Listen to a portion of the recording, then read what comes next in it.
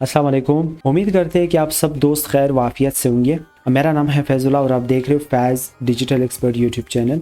आज इस particular video में जो कि फेसबुक मार्केटिंग का या फेसबुक एड्स का कंप्लीट एक सीरीज़ चल रहा है, और इस पर्टिकुलर वीडियो में हमने डिस्कस कर लेना है कि फेसबुक एड्स की बेसिक टर्मिनोलॉजीज़ क्या है। उस टर्मिनोलॉजीज़ को समझने के लिए छोटी छोटी जो स्टेप्स है वो मैं बताऊंगा आगे जाके इस पर्टिकुलर वीडियो में। बहुत ही कोशिशों के बाद मैंने ये वीडियो बनाया है और आई होप आपको बहुत मज़ा आएगा अगर आप एट द एंड तक इस वीडियो को वॉच करेंगे। सो बेसिक चीज़ें हैं जो कि मैं इसके ऊपर डिस्कस करूँगा। सबसे पहले यहाँ पर मैं कम्प्लीटली नहीं पढ़ना चाहूँगा, लेकिन आप खुद फिर इसको पढ़ लीजिएगा।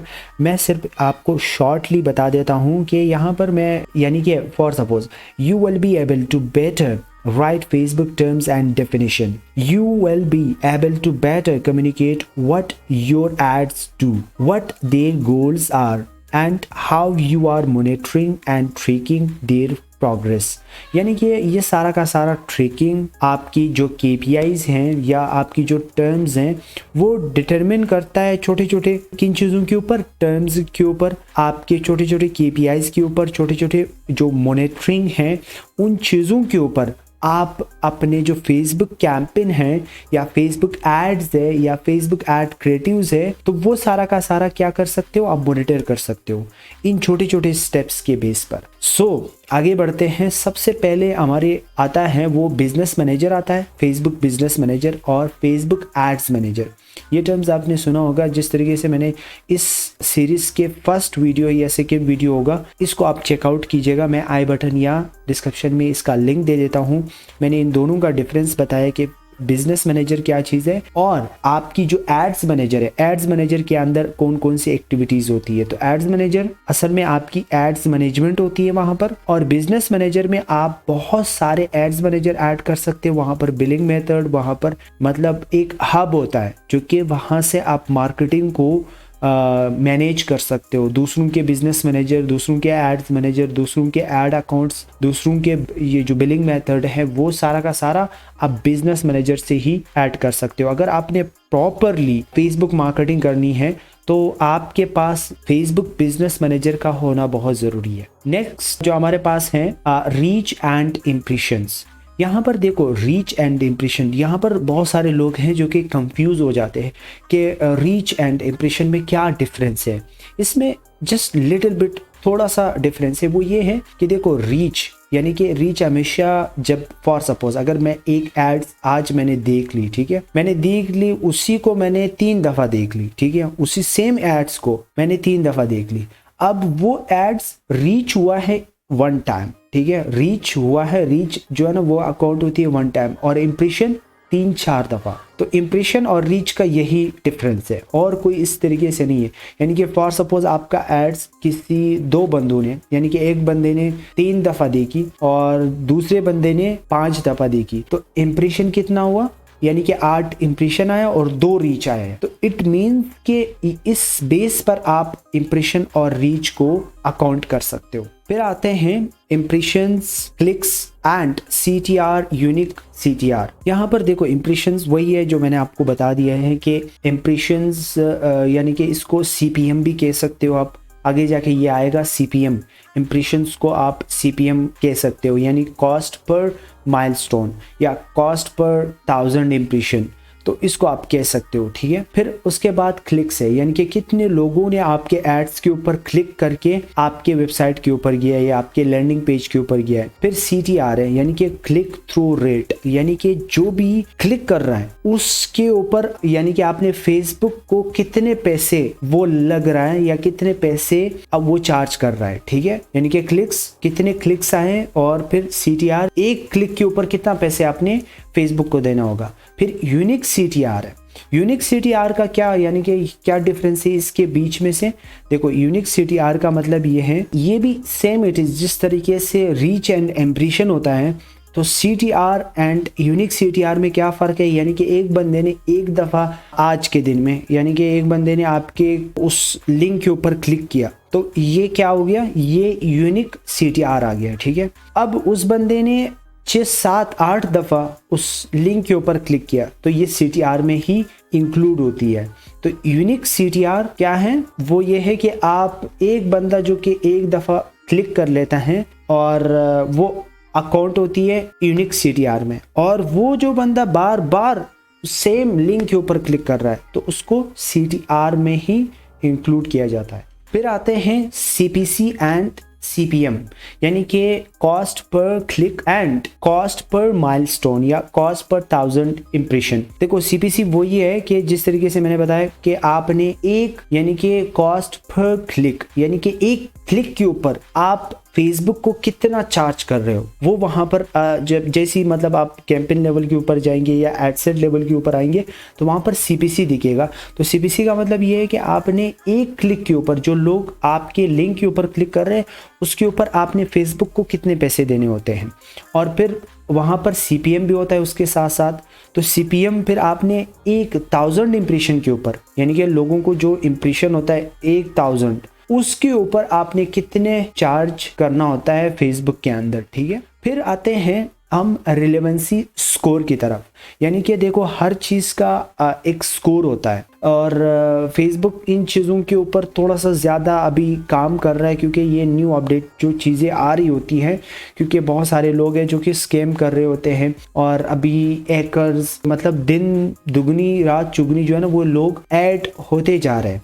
तो फेसबुक अभी अपने आप को थोड़ा सा मेच्योरिटी की तरफ लेकर जाना चाह रहा है, तो हर चीज़ का एक स्कोर देख रहा होता है कि इसने जो टारगेटिंग की हुई है, जिन लोगों को टारगेट किया हुआ है, क्या वो रिलेवेंट हैं उसके प्रोडक्ट से रिलेटेड, क्या उनकी जो एड क्रिएटिव्स है या उसकी लैंडिंग पेज है वो रिलेटेड हैं उन चीज़ों से रिलेटेड जो कि आप लोगों को दिखाना चाहते हो एड्स के थ्रू से। तो इन सब को आज के दौर में फेसबुक स्टडी कर रहा है। इस हवाले से रेलेवेंसी स्कोर बहुत ज़्यादा इंपॉर्टेंट होता है, ये भी आपके टर्म्स में आता है, ठीक है। फिर उसके बाद हैं इंगेजमेंट टर्मिनोलॉजीज, यानी कि ये उन चीज़ों से अगर आप जब भी पोस्ट कर लेते हो तो वहाँ पर यानी कि लाइक्स, शेयर एंड कमेंट्स, इन तीनों चीज़ों के ऊपर यानी रिपोर्ट्स भी इंक्लूड होती है। इसमें बहुत सारे लोग हैं जो कि रिपोर्ट्स कर रहे होते हैं, बट ये सारा का सारा मेजरमेंट करता है आपकी इंगेजमेंट टर्मिनोलॉजीज में, ठीक है। और फिर उसके बाद प्लेसमेंट्स है हमारे पास, जो कि बहुत सारे प्लेसमेंट्स है और उनको थोड़ा सा हमने देखना है कि प्लेसमेंट्स कौन कौन से ऐसे हैं जो हमारे काम के। जिस तरीके से न्यूज़ फीड है वो बेस्ट रहता है हमेशा, न्यूज़ फीड, और वो भी मोबाइल वाला। डेस्कटॉप के ऊपर बहुत कम लोग जो है ना वो देख रहे होते हैं, और कोशिश भी ये करना चाहिए कि वहाँ पर नीचे जब भी आप प्लेसमेंट सेलेक्ट कर लेंगे, जो मतलब न्यूज़ फीड एंड स्टोरी, मैं अक्सर औकात इनके साथ, क्योंकि मैं ई-कॉमर्स का ज़्यादातर एड्स रन कर रहा होता हूँ, तो मैं ज़्यादातर न्यूज़ फीड और अभी रील्स आ गया तो रील्स के साथ भी उसको मैं टिक कर देता हूँ, और उसके साथ साथ जो फीड है उसको मैं ले लेता हूँ।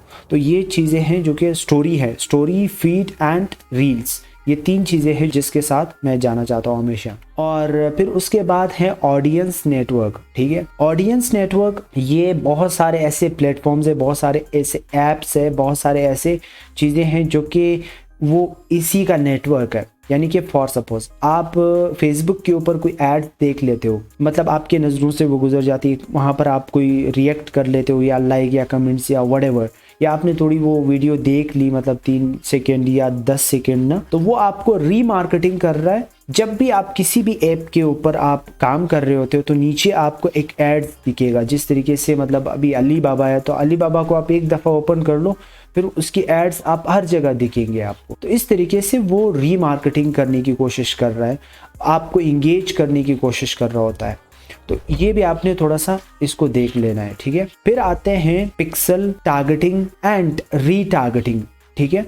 तो पिक्सल जो है ना, पिक्सल एक कोड होता है जो कि आपके वेबसाइट के ऊपर लगता है और वो आपके जो ऑडियंस है उनको ट्रैक करने की कोशिश कर रहा होता है कि लोग कौन कौन सी एक्टिविटीज़ करते हैं आपके वेबसाइट के अंदर, किन किन पेजेस को उन्होंने विजिट किया है, किन किन बटन के ऊपर उन्होंने क्लिक करके रखा है। तो ये सारा का सारा सेव होता है आपके कहाँ पर, आपके पिक्सल में ये सेव रहता है, और ये बहुत ज़्यादा इंपॉर्टेंट है और ये समझना बहुत ज़्यादा इंपॉर्टेंट है। पिक्सल के बगैर कभी एड्स जो है ना कोई मायने नहीं रखता है। तो इस वजह से जब भी आप कस्टम ऑडियंस बनाएंगे या लुक अलाइक ऑडियंस बनाएंगे तो पिक्सल के बेस पर आप बनाएंगे। फिर टारगेटिंग है, तो टारगेटिंग यही है, इसके साथ है कि आप टारगेटिंग इसी बेस पर कर सकते हो। आपके पास ये पता चल जाता है कि ये यार इन लोगों को मैंने टारगेट किया हुआ था, मतलब मोबाइल Apple 14 वो उसको लाइक करते थे, तो आप अगेन दूसरे ऐड क्रिएट करेंगे और उसमें उन्हीं लोगों को ऐड कर देंगे, ठीक है। फिर रीमार्केटिंग में जिस तरीके से मैंने कहा कि पिक्सल जब आप इंस्टॉल करेंगे तो रीमार्केटिंग आपके लिए बहुत ज़्यादा इंपॉर्टेंट है। फिर उसके बाद आते हैं scaling of campaign. Scaling of campaign, देखो हर कैंपेन आपने शुरू में जब भी टेस्टिंग कर ली है तो टेस्टिंग से आप जब आगे निकलेंगे फिर क्या होगा, आपने स्केल करना होता है, जाहिर बात है। फिर आपने थोड़ा सा बजट उसको बढ़ाना होता है। फिर आपने मतलब 2-3 कैंपेन सिमिलर का आपने बनाना है और उसकी थोड़ा सा 20% के हिसाब से आपने उसकी बजट को इंक्रीज कर देना है। मल्टीपल AB स्प्लिट टेस्टिंग करना है उसके लिए, ठीक है। AB स्प्लिट टेस्टिंग के साथ साथ आपने मल्टीपल क्रिएटिव्स को वहाँ पर बनाना है ताकि मतलब आप टेस्ट कर सके कि किसका ज़्यादा से ज़्यादा रिजल्ट आ रहा है। तो ये स्केलिंग ऑफ कैंपेन में आता है। फिर एड फटिग, यानी ये मतलब अगर 4 बार से ज़्यादा कोई बंदा आपकी एड्स दिखता है तो वो एड फटिग में आ जाता है कि यार फेसबुक पे नहीं चाह रहा होता है कि यार ये बंदा ना बार बार मतलब इरिटेट हो रहा होता है कि एक एड्स आप बार बार देख रहे हो, तो ज़ाहिर बात है आप फिर उन्हें रिपोर्ट कर लेते हो या फिर आप ये चाहते हो कि मैं इस एड्स को ना देखूं, तो ये भी अच्छा नहीं है। आप फेसबुक मार्केटिंग में ऐड फटीग भी बहुत बड़ा ख़तरनाक है क्योंकि रिपोर्ट्स भी आ सकते हैं और उसके साथ साथ ये आपने मेजरमेंट करना है, ये भी आपके लिए एक ऑप्शन है, वहाँ आप इसको कर सकते हो।